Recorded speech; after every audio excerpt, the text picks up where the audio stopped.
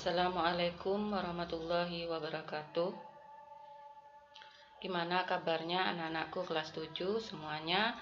Semoga baik-baik semua ya. Mudah-mudahan Allah selalu memberi kita nikmat sehat, melancarkan semua urusan, serta mengabulkan semua doa-doa kita. Amin Allahumma amin. Sebelum ke materi, Bu Yulita di sini akan memberi sedikit ya penjelasan.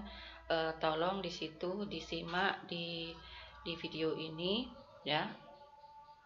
Pada bab 1 yaitu organisasi kehidupan.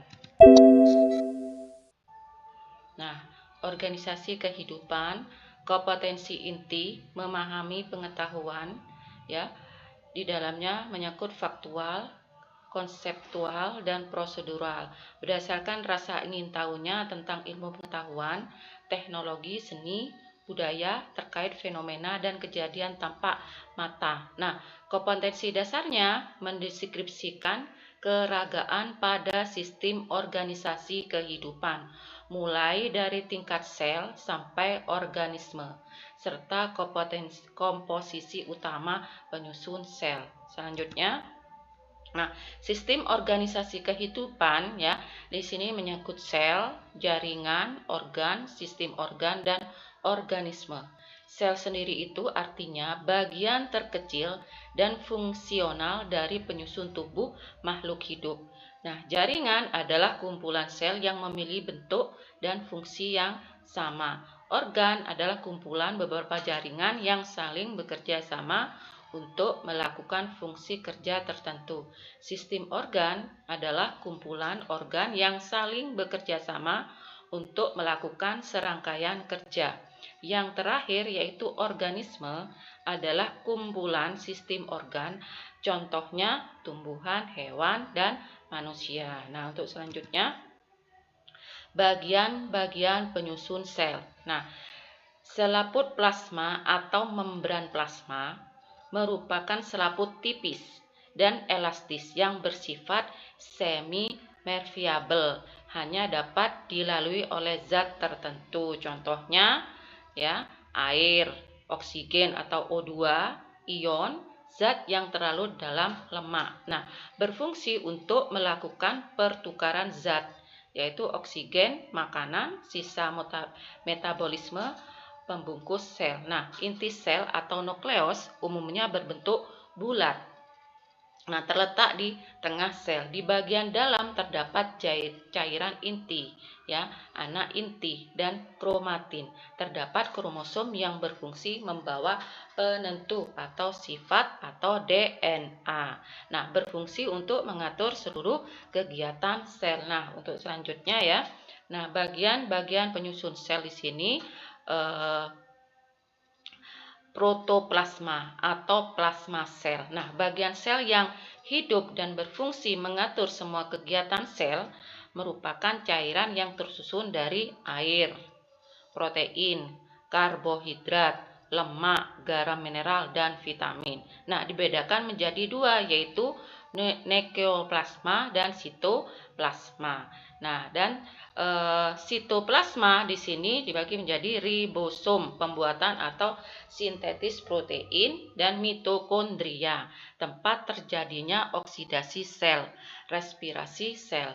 Bagian Golgi, tempat ekskresi dan pengumpulan protein atau lipid dari RE ya. RE di sini retikulum endoplasma, sintesis dan sekresi protein dan lemak. Jadi di sini kloroplasma tempat zat warna. Vakuola di sini dibagi menjadi dua, yaitu berdenyut. Berdenyut itu artinya pengeluaran, makanan tempat pencernaan. Dan untuk selanjutnya, perbedaan sel hewan dan tumbuhan. Nah, untuk sel hewan dan tumbuhan sangat beda sekali ya di sini ya. Bentuk sel berubah, tidak memiliki dinding sel. Vakuola kecil biasanya banyak, tidak memiliki plastida atau bagian sel yang berwarna hijau dan mengandung klorofil. Nah, memiliki sentriol atau berperan dalam pembelahan sel, memiliki lisosom atau pencernaan zat sisa atau zat asing yang terdapat dalam sel. Itu sel hewan. Kalau sel pada tumbuhan bentuk sel tetap, memiliki dinding sel yang tersusun dari selulosa. Vakuola besar, penyimpanan cadangan makanan. Hanya satu memiliki plastida, terutama kloroplas. Ya, tidak memiliki sentriol, tidak memiliki lisosom. Nah, untuk selanjutnya, nah ini perbedaan sel hewan dan tumbuhan. Nah, beda sekali ya sel hewan dengan tumbuhan. Dan selanjutnya jaringan. Di sini juga ada jaringan pada hewan dan jaringan pada tumbuhan. Jaringan hewan di sini jaringan otot, jaringan saraf, jaringan penyokong, jaringan epitel dan jaringan pengangkut. Kalau pada tumbuhan jaringan meristem, jaringan epidermis, jaringan pengangkut, jaringan penyokong dan jaringan parenkim. Dan selanjutnya jaringan hewan. Nah, jaringan hewan ini ada dua, yaitu jaringan otot dan jaringan saraf. Jaringan otot di sini dibagi menjadi tiga, yaitu otot polos atau otot tak sadar. Terus yang kedua, otot lurik atau otot sadar. Yang ketiga, otot jantung.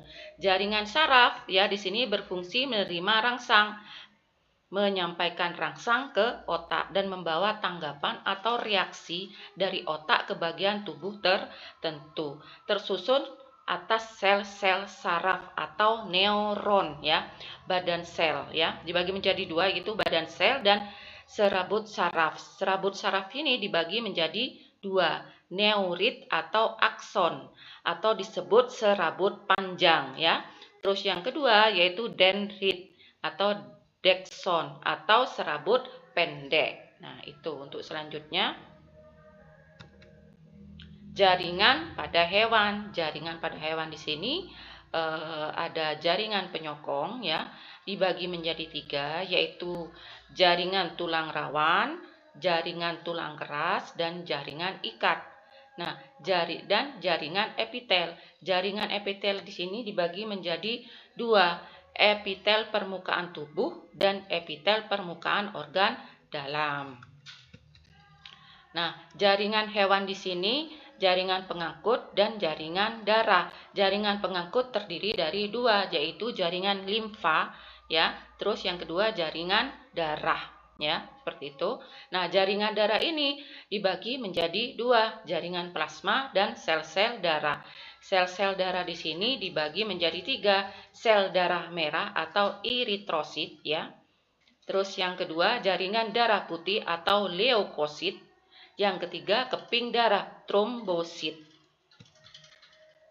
Nah, sekarang sudah menginjak pada jaringan tumbuhan. Jaringan tumbuhan di sini yang pertama yaitu jaringan meristem, berfungsi sebagai titik tumbuh tanaman karena terdiri dari sel-sel yang aktif membelah. Jaringan meristem terbagi menjadi dua, yaitu meristem apikal ya dan meristem lateral. Nah, jaringan yang kedua jaringan epidermis. Nah, epidermis ini berfungsi melapisi permukaan organ-organ tumbuhan, contohnya pada akar, batang, dan daun, dan melindungi sel-sel yang ada di bawahnya.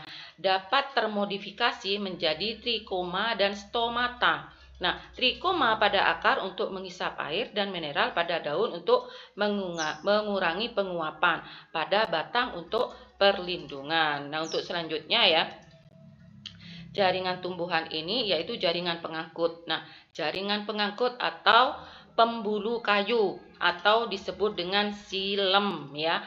Silem mengangkut air dan menyusur hara dari tanah ke daun. Terus pembuluh tapis itu yang kedua atau floem ya, pengangkut hasil fotosintesis dari daun ke seluruh bagian tumbuhan.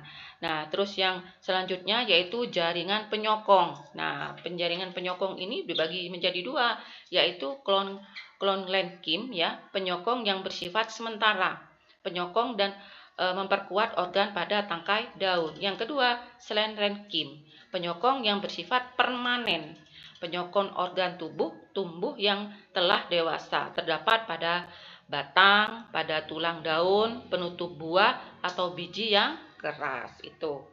Dan untuk selanjutnya jaringan tumbuhan yaitu jaringan parenkim.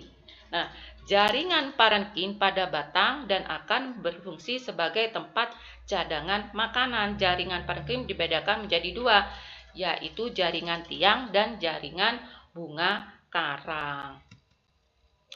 Terus organ ya, kita akan membahas tentang organ, yaitu organ hewan dan organ tumbuhan.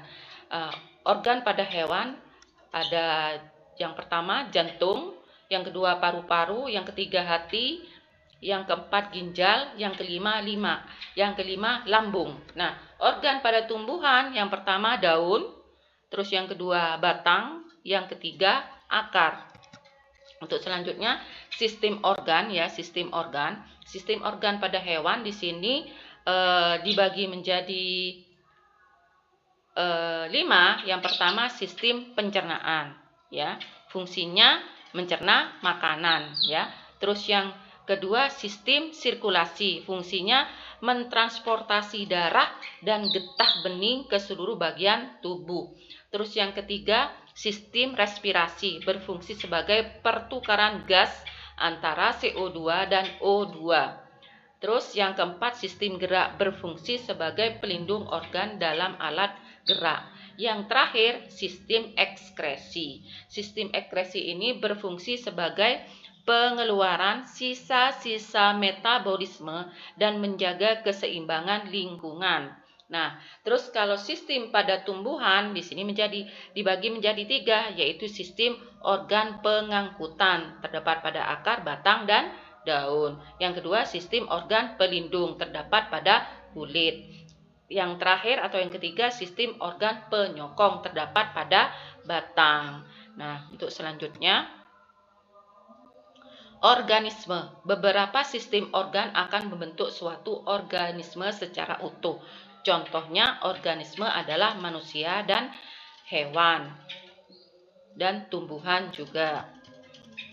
Nah, sampai sekian ya, sampai di sini Bu Yulita yang pada bab 1 ini. Nah, untuk selanjutnya sebelum ditutup kita membacakan alhamdulillah ya.